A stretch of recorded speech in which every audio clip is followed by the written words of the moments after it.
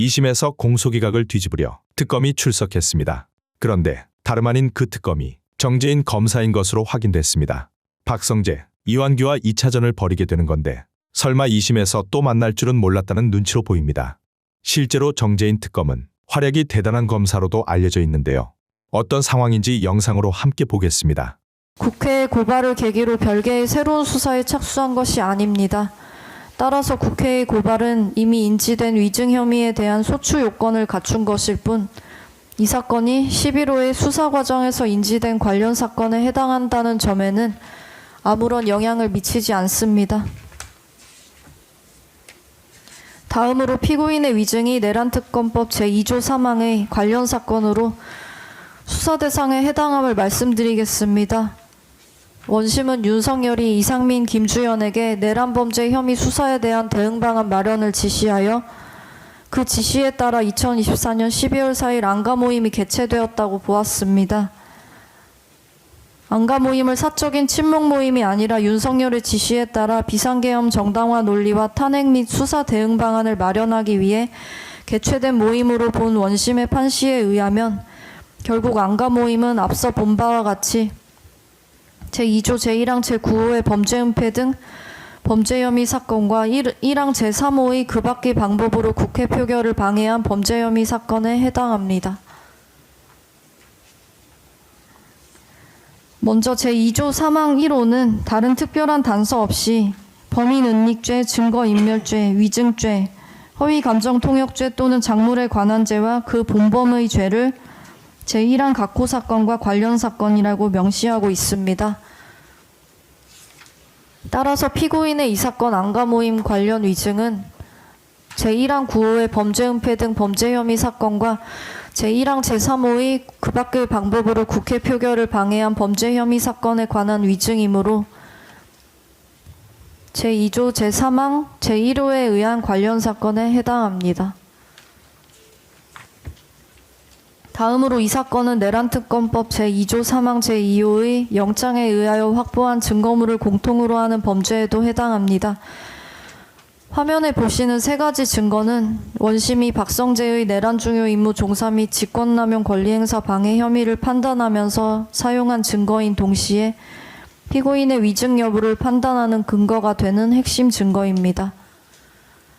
증거 순번 176번 박성재의 수첩에는 2024년 12월 4일 당정대 회의에서 정진석 비서실장 등 대통령실 관계자, 한덕수 총리, 박성재 장관 등 정부 관계자, 추경호 원내대표 등 국민의힘 관계자 등이 비상계엄을 선포한 윤석열의 탄핵 하야 등을 막기 위해 비상계엄 정당화 논리 개발, 김용현 장관이 총대를 메고 사직하는 방안 등을 논의하고 이를 윤석열에게 보고한다는 회의 내용이 기재되어 있습니다.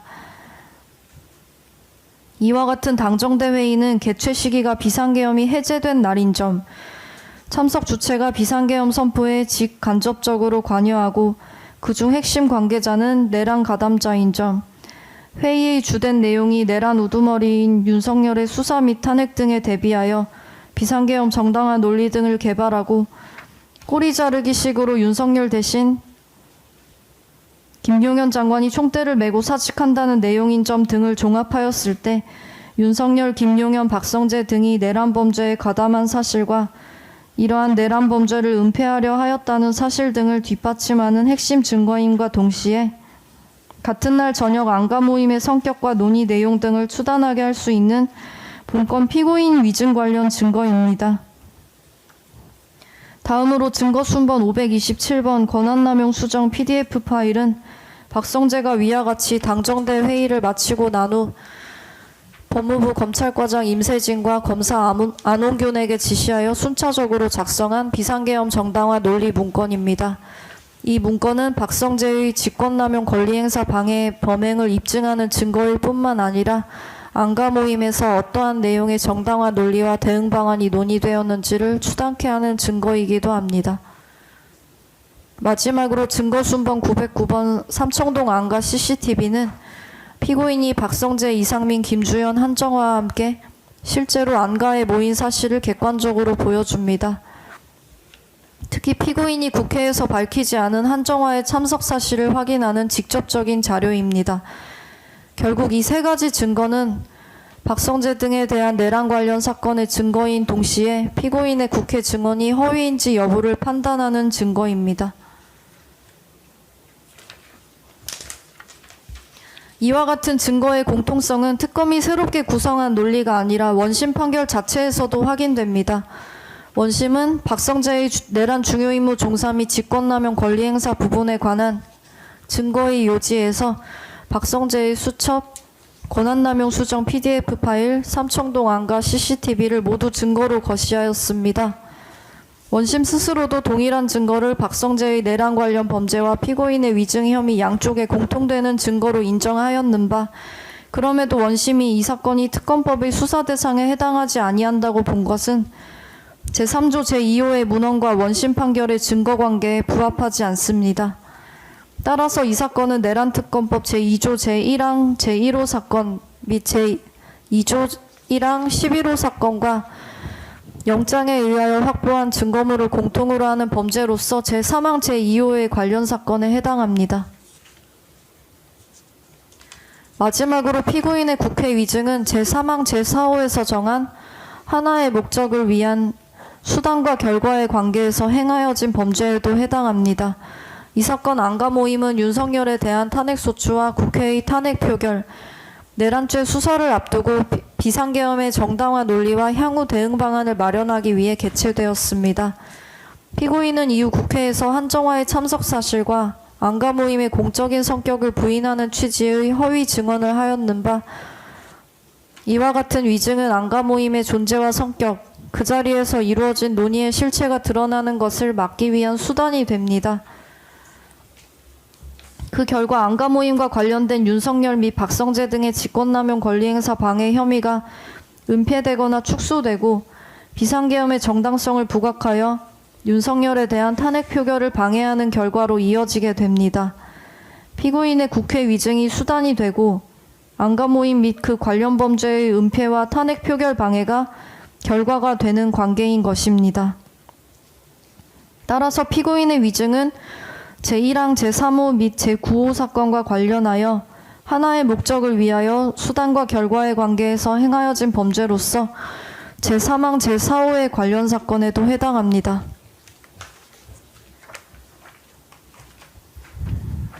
게다가 이 사건에서는 특별검사의 수사권이나 공소권 남용을 우려할 사정도 없습니다. 피고인은 원심의 공소기각 판결 이후 실체 판단을 희망한다는 취지로 스스로 항소하였고, 그 항소가 기각되자 즉시 항고와 재항고까지 제기하였습니다. 법률 전문가인 피고인 스스로도 이 사건에 대한 실체 판단의 필요성을 주장하고 있습니다. 특검은 처음부터 피고인의 위증 혐의를 수사하기 위하여 박성재나 이상민 등에 대한 내란 사건의 수사를 형식적으로 개시한 것이 아닙니다. 박성재와 이상민 등에 대한 내란 중요임무 종사 및 직권남용 권리행사 방해 사건을 수사하는 과정에서 안가 모임의 존재와 참석자, 논의 내용이 확인되었고 동일한 증거에 의하여 피고인의 위증 혐의가 자연스럽게 드러난 것입니다. 피고인의 위증 혐의는 내란 관련 사건과 배경이 되는 사실관계가 동일하고 증거도 대부분 중첩됩니다. 그럼에도 공소기각 판결이 확정된다면 동일한 사건 기록과 증거에 대하여 수사기관과 공소제기 기관은 물론 법원과 피고인도 동일한 절차를 다시 반복하여야 합니다. 따라서 이미 현출된 증거와 변론 내용을 토대로 사건의 실체를 판단하는 것이 피고인의 절차적 이익과 소송 경제에도 부합합니다. 이와 같이 원심 판결에는 특별검사의 수사 대상 범위에 관한 법리 오해의 위법이 있습니다. 이에 특검은 원심 판결 중 피고인 이완규의 국회에서의 증언 감정 등에 관한 법률 위반 부분을 파기하고 그 공소 사실에 관하여 실체 판단을 하여 주실 것을 요청드립니다. 이상으로 항소 이유 마치겠습니다. 예.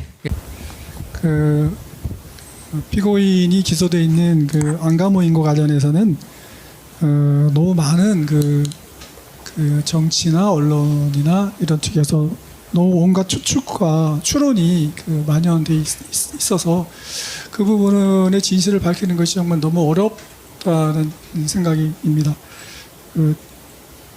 원심에서도 계속 말씀드렸습니다만 그날 저는 세종에 있을 때 오후에 이상민 장관으로부터 저녁을 같이 할 수 있냐는 전화를 받고 올라가서 그 저녁모임에 참석했었고 저는 계엄 선포가 진행된 과정에 대해서 전혀 몰랐었기 때문에 답답해서 만나서 도대체 이게 어떻게 된 거냐고 물었고, 그리고 거기에 참석했던 세 사람이 다 아무도 모르는 그런 경우에 대해서 아는 사람이 없어서 그런 부분에 대해서 정말 어떻게 이런 일이 있을 수 있냐는 취지의 답답함과 그런 것을 토로하는 자리였고 그리고 헤어진 것입니다. 그런 자리에서 지금 특별감사 측은 무슨 여러 가지 계엄 선포와 관련된 대응책을 마련했다느니 또는 앞으로 진행될 수사에 관한 대응책을 마련했다느니 그런 추론을 해서 저를 기소하였는데 그 상황에서는 그런 얘기를 나눌 수 있는 그런 상황 자체가 아니었다는 말씀을 다시 한번 드리겠습니다.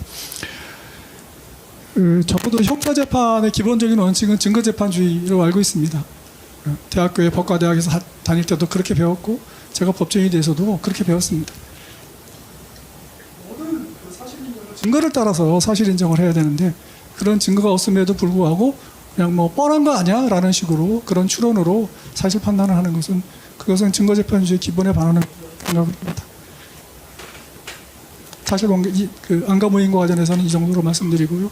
나머지 공소기각과 관련해서 검찰 측에서 항소한 것에 법리에 관한 판단은 이미 말씀드렸듯이 우리 변호인께서 충분히 말씀드렸기 때문에 생략하겠습니다. 현명한 판단을 해주시기 바랍니다. 예, 알겠습니다. 이렇게 제가 말씀드릴 수 있는 기회, 마이크를 잠깐 좀 쓰셔가지고 좀 올리시면 말씀드릴 네. 수 있는 기회를 주셔서 감사합니다. 저는 비상계엄과 관련하여 윤석열 대통령으로부터 어떠한 업무 수행 지시를 받은 바가 없습니다. 계엄 선포 후 어떠한 폭동에도 관여한 바가 없습니다. 또한 국헌을 문란할 목적으로 직권을 남용하여 부당한 업무 지시를 한 사실도 없습니다. 저는 계엄이 선포된 후 그로 인하여 법무부 업무에 큰 변화가 생기거나 여러 가지 부작용이나 혼란이 생길 수 있는 부서를 먼저 머리에 떠올렸습니다. 간부회의에서 그 부서에서 생길 수 있는 상황들을 걱정하며 점검하였을 뿐입니다. 원심은 검사가 끝내 증명하지 못한 공소사실의 핵심 연결고리를 추론으로 메우려 하였고 그 과정에서 스스로 인정한 사실조차 서로 맞지 않는 판단을 한 것으로 보입니다. 원심의 핵심적인 쟁점인 대통령으로부터 지시를 받았는지 여부의 점에 대해서 증명할 아무런 증거가 없음에도 그러한 지시가 없었다면 피고인이 법무부 간부들에게 아무런 지시를 하지 않았을 것인데 그런 지시를 한 것으로 보면 지시를 받았음이 틀림없다는 논리를 전제하고 그 이후의 모든 사실은 그 전제에 껴 맞추는 식으로 한 것으로 보입니다. 비상계엄이라는 비상상황에서 장관으로서 업무의 변화가 많이 생기는 부서, 부작용이나 혼란이 생길 수 있는 부서를 생각하고 이에 대해서 부작용이나 혼란을 최소화하고자 하는 생각에서 취한 점검과 대비 행위였습니다. 그 자체는 누구의 지시가 있어야만 할 수 있는 업무 점검과 지시가 아닙니다. 가장 기본적인 업무입니다. 책임 있는 공직자라면 누구나 당연히 해야 할 책무라고 생각됩니다. 저는 그 책무를 다하였을 뿐입니다. 저는 간부회의 시에도 헌법과 법률에 따라 업무를 처리하라고 하였고 비상계엄의 최종 통제는 의회가 가지고 있다는 생각을 하고서 의회 사항을 주시하고 있다가 의회가 해제 요구 의결이 있자 민정수석에게 계엄 해제 조치를 취해야 한다고 말한 사실이 있습니다. 이는 전부 헌법을 준수하려고 한 생각에서 한 행동이지 국헌을 문란하고 헌법을 준수하지 않을 생각을 가지고 한 것이 아닙니다. 이런 저희 생각을 재판부께서 현명하게 좀 잘 판단해 주시면 감사하겠습니다. 이사입니다. 예.